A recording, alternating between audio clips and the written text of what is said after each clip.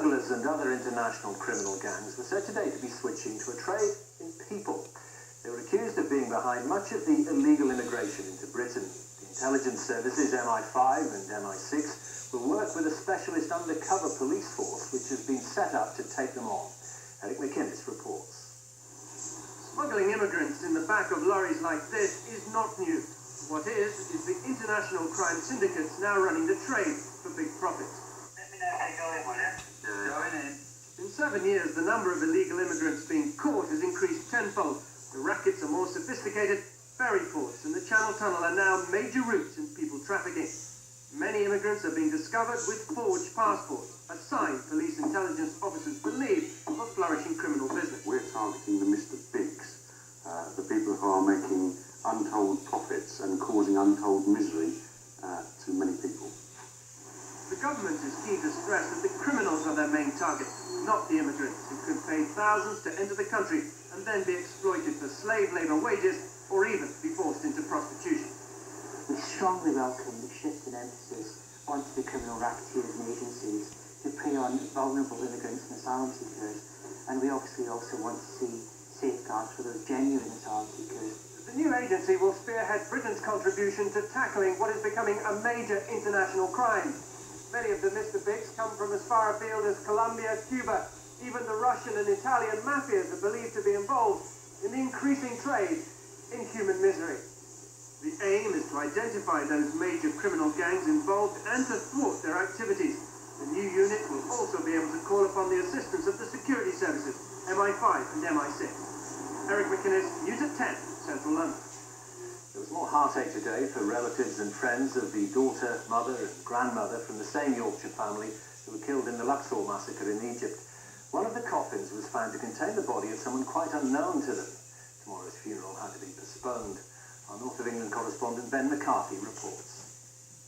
The funeral of 3 generations of a single family had been scheduled to take place tomorrow in this West Yorkshire parish church. 5-year-old Shauna Turner died during the massacre in Luxor along with her mother Karina and grandmother Joan Turner. But it's now been revealed that Mrs. Turner's body didn't arrive home but was flown to Zurich by mistake.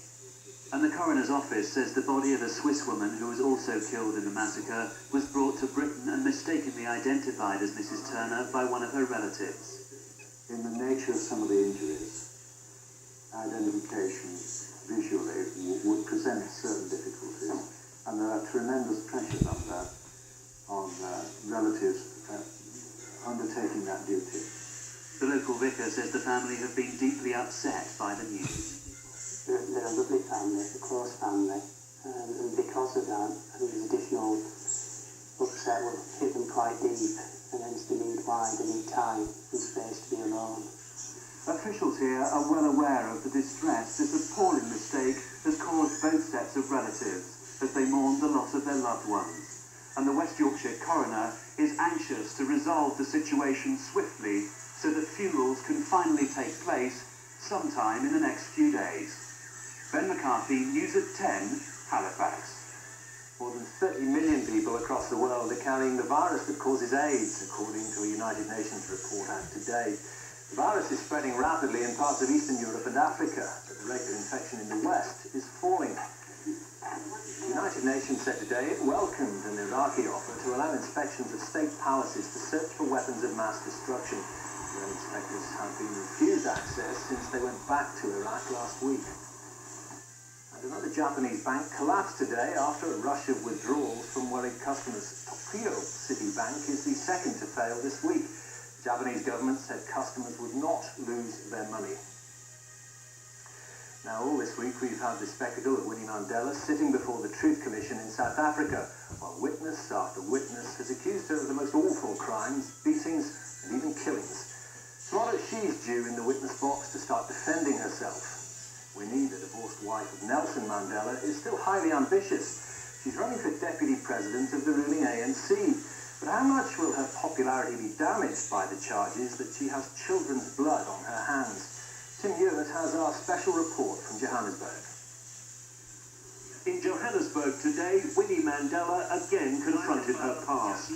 Here was another young man from the freedom struggle days, talking now through an interpreter about the violence at her old Soweto home. And then she started hitting us with fists. Mrs. Mandela started hitting me with the shambok. We were lying down. This was Mrs. Mandela in the days of apartheid, the self-styled mother of the nation, stirring passions as few others could. To me, she was like a queen. I would give my life for her during those days. But Caroline Sono and her husband feel very differently now. They blame Mrs. Mandela for the death of their son Lolo 9 years ago. How long has Lolo been missing? How long have I been crying? How does she feel when she sees me crying? Asking her, pleading with her that she must please give us Lolo to me. But if she is haunted by voices from the past, and today a Johannesburg bishop wept as he remembered all that had happened, Mrs. Mandela is looking to the future. She's challenging for the deputy presidency of the ruling ANC, seeking to rebuild her political power base. It is in areas like this, in South Africa's sprawling black townships, that Winnie Mandela still retains widespread popular support. Many here are disillusioned with the pace of change, and Mrs. Mandela's firebrand style has a potent appeal. She can reach us, people down on the ground. We feel her. She understands people here in the townships better. Better than anybody. She's supposed to have killed about 8-9 people. No. It's just a propaganda. Winnie is a good lady, mother of the nation. Among her supporters, the relentlessly adverse publicity she's attracted has little impact. Some observers believe that's a sign Winnie Mandela will rise again. People who support her are people who have ignored what the press has said about her for a very long time. I have no idea of why they would begin to believe what they see in the papers today. But the threats keep coming. Britain's Baroness Nicholson today said she'd mount a private murder prosecution on behalf of 2 families. Mrs. Mandela hopes these hearings will clear her name, but she portrays them as simply her latest challenge. This is just another chapter to me, as far as I'm concerned, and I've seen it all. I've gone through it all. She was once a hero. Now her reputation has for many been damaged beyond repair. They're afraid of talking. Why? They're afraid of Winnie. You're afraid of Winnie? But in the townships, among the impoverished, there is a belief that if anyone can bring change, it is Winnie Mandela. Tim Ewart, News at 10, Johannesburg.